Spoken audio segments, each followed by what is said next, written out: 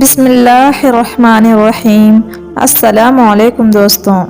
Baghdad کے ایک گاؤں میں ایک نیک صورت نوجوان رہا کرتا تھا جس کے نیک خواہشات اور خوبصورتی کی ہر کوئی تعریف کرتا تھا۔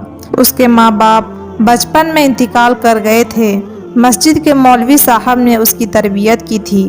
جب وہ بڑا ہو گیا، اپنا بنانے اور کھانے لگا، اس نے اپنے گھر میں ایک چھوٹا سا طوطا بھی رکھا ہوا تھا۔ وہ نوجوان اپنے گھر میں قرآن پاک کی تلاوت کیا کرتا تھا اور طوطا بھی پاس ہوتا۔ آہستہ آہستہ وہ طوطا بھی پرانی آیتیں سیکھ گیا اور ان کو اپنی زبان میں ادا کیا کرتا تھا۔ وہ طوطا تھوڑا تھوڑا بولا کرتا تھا۔ اللہ والے وہ نوجوان اس طوطے کو یہی سکھایا ہوا تھا کہ ہمیشہ سچ بولنا۔ سچ بولنے والے کو اللہ تعالیٰ بہت پسند کرتا ہے۔ اس کے گھر کے پاس ایک طوائف کا گھر تھا۔ وہ طوائف بہت ہی خوبصورت تھی۔ اس طوائف کے ملازمہ نے ایک دن اس طوائف کو کہہ دیا، باجی، آپ کے حسن کا پورا گاؤں دیوانہ ہے، مگر ایک نوجوان ہے جس نے کبھی آپ کو نظر اٹھا کر نہیں دیکھا۔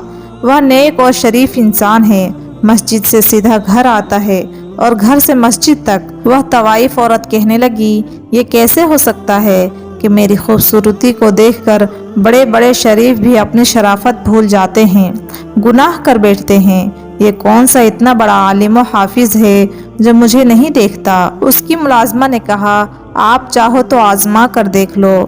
اس نے کہا، ٹھیک ہے۔ اب اس طوائف نے اپنا بھیس بدلا اور ایک شریف لڑکی کے کپڑے پہن کر مسجد کے دروازے کے آگے جا کر کھڑی ہو گئی تاکہ جب بھی وہ لڑکا آئے اس کو کسی نہ کسی بہانے سے بلا سکے، بہکا سکے۔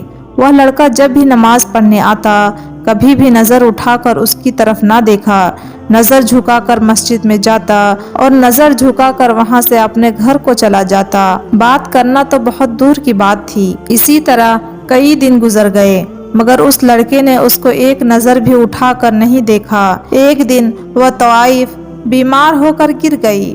اس نوجوان نے جب ایک لڑکی کو یوں زمین پر پڑے ہوئے دیکھا تو اس نوجوان نے سب سے پوچھا کہ یہ لڑکی کون ہے؟ وہاں کھڑے ہر انسان نے کہا، اس لڑکی کو نہیں جانتے، کیونکہ اس طوائف نے اپنا بھیس بدلا ہوا تھا۔ وہاں کھڑے لوگوں نے کہا کہ یہ کسی غریب گھر کی لڑکی معلوم ہوتی ہے۔ اس اللہ والے نوجوان نے کہا کہ اس کو اٹھائیں اور میرے گھر پر پہنچا دیں۔ اس کو اٹھا کر اس کے گھر میں لایا گیا۔ وہ لڑکی خوش ہو گئی کہ میرا پہلا وار کامیاب ہو گیا، اب میں اس نوجوان کو، اس اللہ والے انسان کو آسانی سے بہکا سکتی ہوں اور رات کی تنہائی میں بہکانا اور بھی آسان ہوگا۔ وہ لڑکا عشاء کی نماز پڑھنے مسجد میں گیا۔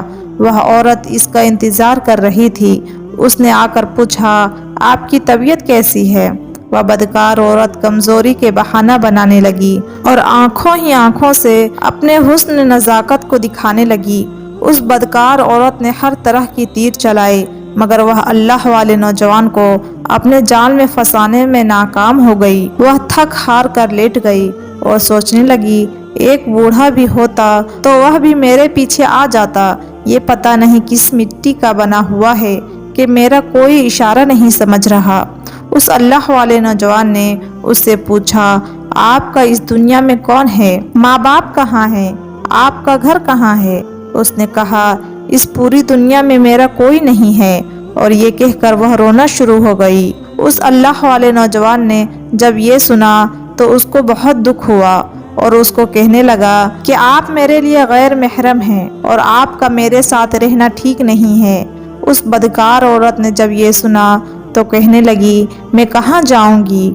اس نوجوان نے کہا کہ آج رات آپ میرے ساتھ یہاں ٹھہر سکتی ہیں مگر صبح آپ کو جانا ہوگا۔ یہ سن کر وہ بدکار عورت کہنے لگی کہ کسی طرح اس سے گناہ کرواؤں، مگر پھر بھی وہ تھک ہار کر ہر لحاظ سے ناکام رہی۔ صبح اس اللہ والے نوجوان نے مولانا صاحب سے مشورہ کیا کہ ایک غریب عورت میرے گھر میں رہ رہی ہے، میں بہت پریشان ہوں، کیا کروں؟ مولانا صاحب نے کہا، اگر اس کے پیچھے کوئی نہیں ہے، غریب ہے، لاوارث ہے، تو پھر تم اس سے نکاح کر لو، نوجوان ہو، آخر شادی تو کرو گے۔ اس نوجوان نے واپس آ کر اس لڑکی کو بتایا کہ مولانا صاحب کہہ رہے ہیں میں تم سے نکاح کر لوں۔ یہ سن کر وہ خوف زدہ ہو گئی۔ میرا ارادہ تو اس سے نکاح کرنے کا نہیں ہے، میں تو اس سے ناجائز تعلقات کرنا چاہتی ہوں، میں اس کی بیوی بننے نہیں آئی۔ اس بدکار عورت نے اس نوجوان کو کہا، مجھے آج رات سوچنے کا ٹائم دو، میں صبح آپ کو بتا دوں گی۔ وہ رات بھر سوچتی رہی، آخر کروں تو کروں کیا؟ پھر اس نے فیصلہ کیا، چلو جھوٹ موٹ ہی سہی، آخر یہ نوجوان تو مجھے ملے گا، جب میرا کام ہو جائے گا تب میں اس کے گھر سے بھاگ جاؤں گی۔ صبح ہوتے ہی اس نے اس نوجوان سے کہا، میں آپ سے نکاح کرنے کے لیے تیار ہوں۔ یہ سن کر وہ نوجوان بہت خوش ہوا، اللہ پاک نے مجھے موقع دیا کہ میں کسی بے سہارا کا سہارا بن سکوں، اور اس طرح ایک عورت کی زندگی بھی بچ جائے گی۔ اس نے مولانا صاحب کو بلایا اور نکاح پڑھوا لیا۔ سب اس نیک سیرت اور خوبصورت نوجوان کی شادی سے بہت خوش ہوئے کہ اس نے نکاح کر لیا ہے اور کسی بے سہارا اور غریب لڑکی کو سہارا دیا ہے۔ وہ نوجوان تو اللہ تعالیٰ کی عبادت کرنے والا تھا۔ کچھ دن گزرنے کے بعد جب اس عورت کا اس اللہ والے سے دل بھر گیا تو وہ کہنے لگی کہ اب مجھے یہاں سے جانا چاہیے، میں یہاں کیسے رہ سکتی ہوں؟ میں تو اب اس دنیا میں واپس جانا چاہتی ہوں، اس کے نکاح میں ہوں، بیوی ہوں۔ اس بدکار عورت نے اپنی ملازمہ کو پیغام بھیجا کہ میں یہاں سے نکلنا چاہتی ہوں، کوئی بندوبست کرو۔ وہ ملازمہ اس کے پاس آئی اور کہنے لگی کہ اب آپ اس کی بیوی بن چکی ہیں، یہاں سے کیسے نکلے گی؟ آپ نے ایسا کیوں کیا تھا؟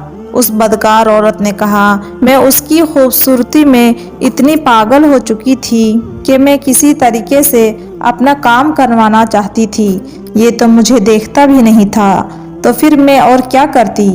مجھے مجبوراً اس سے نکاح کرنا پڑا، مگر اب مجھے یہ پسند نہیں، میں یہاں سے نکلنا چاہتی ہوں۔ ملازمہ نے اس کو کہا کہ آپ ایسا کریں، اس سے طلاق لے لیں۔ وہ کہنے لگی، نہیں، میں اس سے طلاق نہیں لے سکتی، کیونکہ وہ بہت اچھا انسان ہے اور مجھے یہ کبھی بھی طلاق نہیں دے گا۔ وہ بدکار طوائف عورت بولنے لگی، مجھے اتنا شریف انسان نہیں چاہیے، کیوں نہ میں ایسا کروں، اس کو مار دیتی ہوں۔ اور اپنے کوٹھے والی زندگی کو یاد کرنے لگی، جہاں ہر روز امیر امیر لوگ میرے پاس آیا کرتے تھے، میرے اوپر ہزاروں دینار نچھاور کیا کرتے تھے، مجھے اس کے ساتھ نہیں رہنا، تو مجھے زہر لا دو، میں اس کو زہر دے کر مار دوں گی۔ جب ملازمہ نے یہ سنا تو ملازمہ زہر کا انتظام کرنے کے لیے چلی گئی۔ اس ملازمہ نے اس کو زہر لا کر دے دیا، اور جب رات کو وہ اللہ والا نوجوان گھر آیا، وہ بدکار عورت سج سنور کر اس کے سامنے آئی اور کہنے لگی، میں ابھی آپ کے لیے کھانا لے کر آتی ہوں۔ جب وہ کھانا لینے گئی تو اس نے کھانے میں زہر ملا لیا۔ اب وہ جو طوطا جو اس کے گھر میں رہتا تھا ہر وقت موجود تھا، یہ سب دیکھ رہا تھا۔ اس طوطے نے چیخنا چلانا شروع کر دیا، بچاؤ بچاؤ۔ وہ اللہ والا نوجوان اس کے پاس آیا اور کہنے لگا، آج تم اتنا کیوں چیخ رہے ہو؟ طوطا پھر بولا، بچاؤ بچاؤ۔ اس کی یہ بات سن کر وہ بہت حیران ہو گیا۔ اس نے کھانا کھایا اور کھانا کھا کر اس نے اپنی بیوی کو کہا، میں سونے کے لیے جا رہا ہوں، مجھے رات کو تہجد کے لیے اٹھنا ہے۔ جب آدھی رات کا وقت ہوا اس کو تکلیف ہونا شروع ہو گئی۔ اس نے اپنی بیوی کو کہا، میرے پیٹ میں بہت درد ہے، مجھے ایسا لگ رہا ہے میرے پیٹ میں کوئی چھریاں چلا رہا ہے۔ وہ بدکار عورت کہنے لگی، آپ نے کوئی الٹی سیدھی چیز کھا لی ہے۔ اس اللہ والے نوجوان نے کہا، میرا وقت قریب آ چکا ہے، تم ایسا کرو، مولانا صاحب کو بلا لو۔ مگر وہ بدکار عورت کہاں مولانا صاحب کو لے کے آنے والی تھی؟ وہ اس کمرے سے باہر نکل گئی اور اس کے سامنے اس کا شوہر تڑپ تڑپ کر مر گیا۔ اس بدکار عورت کو ذرا بھی رحم نہ آیا۔ اس اللہ والے نوجوان نے مرتے وقت کلمہ شہادت کی تلاوت کی اور اس کی جان نکل گئی، اور وہاں طوطا چلا رہا تھا، بچاؤ بچاؤ۔ اس عورت نے اس طوطے کو کہا، چپ ہو جاؤ ورنہ تیرا بھی گلا گھونٹ دوں گی۔ اس نے اپنی ملازمہ کو پیغام بھیجا کہ جلدی سے یہاں آؤ۔ ان کی ملازمہ آئی، ان دونوں نے مل کر ایک گھر کے صحن میں ایک گڑھا کھودا، ان کو وہاں دفن کیا، اور وہ دل ہی دل میں خوش تھی کہ میرے اس آدمی سے جان چھوٹ گئی۔ اب میں آزاد ہوں۔ اس کے بعد پھر وہ اپنے طوائف اور اپنے بدکاری والی اڈے میں چلی گئی اور پھر وہی زناکاری میں لگ گئی۔ محترم ناظرین، اللہ پاک نے اس کو ایک زندگی دی، اگر وہ چاہتی تو اپنے گناہوں سے توبہ کر سکتی تھی، اپنے شوہر کی طرح نیک اور پرہیزگار بن سکتی تھی، اگر وہ چاہتی اپنی آخرت سنوار سکتی تھی، مگر اس نے اپنے ہاتھوں سے ہی اپنی دنیا اور آخرت دونوں برباد کر دی، بلکہ الٹا اپنے شوہر کو زہر دے کر اس کا قتل بھی کر دیا۔ بدکار بھی تھی، طوائف بھی تھی، مگر اب وہ ایک قاتل بھی بن گئی۔ جب صبح فجر کا وقت ہوا، مولانا صاحب نے نماز پڑھائی اور دیکھا کہ اس کا شاگرد آج نماز پڑھنے نہیں آیا تو بہت پریشان ہو گئے۔ اس کے گھر میں آئے، اس کا دروازہ کھٹکھٹایا، مگر اس کے گھر کا دروازہ کسی نے نہیں کھولا۔ مولانا صاحب یہی سوچ رہے تھے شاید وہ سو رہا ہوگا، مگر وہ یہ بھی سوچ رہے تھے نماز تو میرا شاگرد کبھی نہیں چھوڑ سکتا۔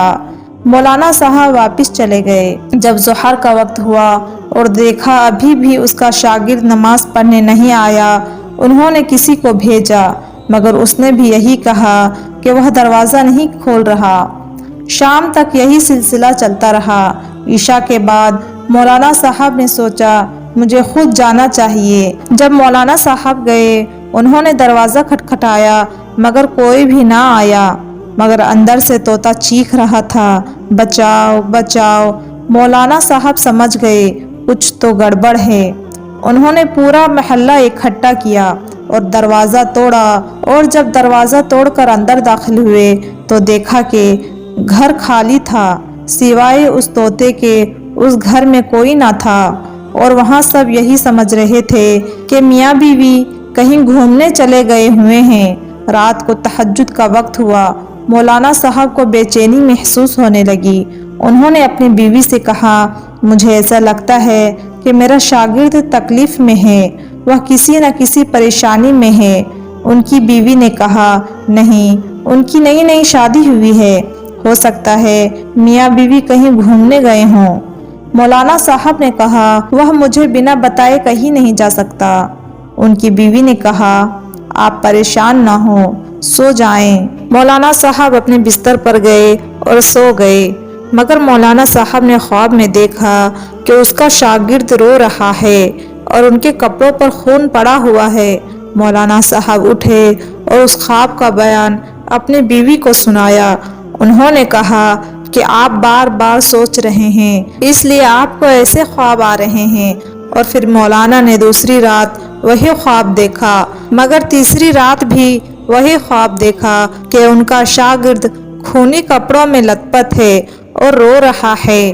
مولانا صاحب نے ایسا کیا کہ اٹھ کر وضو کیا اور انہوں نے پڑھائی شروع کر دی۔ مولانا صاحب جیسے جیسے قرآنی آیتیں پڑھتے جاتے ویسے ان کا راز کھلتا جا رہا تھا، اور ان کو بتایا گیا کہ گھر کے صحن میں جا کر دیکھو۔ اب مولانا صاحب پریشان، اب مجھے گھر کے صحن کا اشارہ کیوں کیا گیا؟ مولانا صاحب اپنے ساتھ محلے کے کچھ لوگوں کو لیے اس اللہ والے نوجوان کے گھر گئے، اور ان کو دیکھتے ہوئے وہ طوطا پھر سے چلانا شروع ہو گیا۔ جب صحن کے فرش کو کھودا گیا، وہ تڑپ کر رہ گئے کہ وہ کیسے سوچ سکتے تھے کہ ان کا پیارا شاگرد ان کو اس حالت میں ملے گا۔ ان کو کفن بھی نہیں دیا گیا تھا۔ کون ظالم ہے جس نے ان کو قتل کر دیا اور اس طرح دفن کر دیا؟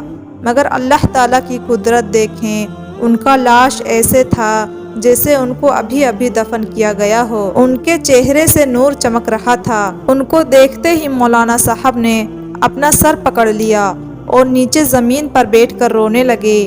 مولانا صاحب نے دیکھا کہ اس کی بیوی یہاں موجود نہیں ہے۔ انہوں نے سب سے پہلے اپنے شاگرد کی تدفین کی، اس کا جنازہ پڑھایا، اور سب لوگ اس بات سے پریشان تھے کہ آخر نوجوان کو کس نے مارا، اس کا قاتل کون ہے۔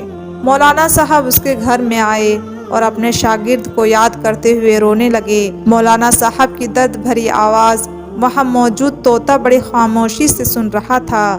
ایسا لگ رہا تھا کہ وہ طوطا زندگی بھر نہیں بول پائے گا، مگر اللہ پاک نے اس طوطے کو بولنے کی توفیق عطا فرمائی۔ اس نے کہا وہ عورت ایک طوائف تھی بدکار تھی، وہ اس سے زنا کرنا چاہتی تھی۔ وہ بدکار عورت تو یہاں ایک چال کے ذریعے آئی تھی، وہ بھیس بدل کر یہاں آئی تھی۔ اس نے سب کو یہاں بیوقوف بنایا۔ اس نے اللہ والے نوجوان سے نکاح کیا اور جب اس کا دل بھر گیا تو اس کو زہر دے کر جان سے مار ڈالا۔ اب وہ دوبارہ زناکاری اور بدکاری کے لیے اپنے کوٹھے پر چلی گئی۔ اتنا بتا کر طوطا خاموش ہو گیا۔ مولانا صاحب اس طوطے کو لے کر اپنے گھر چلے گئے اور اس کو اپنے گھر میں رکھ لیا۔ اس کے بعد چند لوگوں کے ساتھ مولانا صاحب اس طوائف بدکار عورت کے کوٹھے پر گئے۔ مولانا صاحب وہاں جا کر اس طرح غصے سے چلا رہے تھے جس طرح اس عورت کو قتل کر دیں گے۔ وہ اس کو بول رہے تھے کہ باہر آؤ۔ مولانا صاحب اندر نہیں جانا چاہتے تھے۔ مولانا صاحب کی آواز سن کر اس طوائف بدکار عورت کی ملازمہ روتی ہوئی آئی اور اس ملازمہ نے کہا، آپ اس نیک نوجوان کے استاد ہیں؟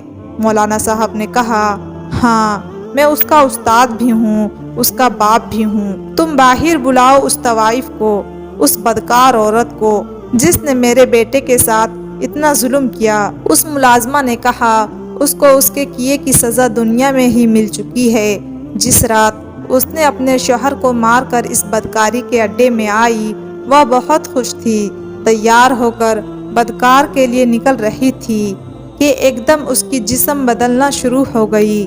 پھر دیکھتے ہی دیکھتے اس کا جسم ایک بندر کی شکل میں بدل گئی اور اس کو ہم نے ایک کمرے میں قید کر دیا ہے، کیونکہ اس کا چہرہ دیکھ کر ہم کو خوف آتا ہے۔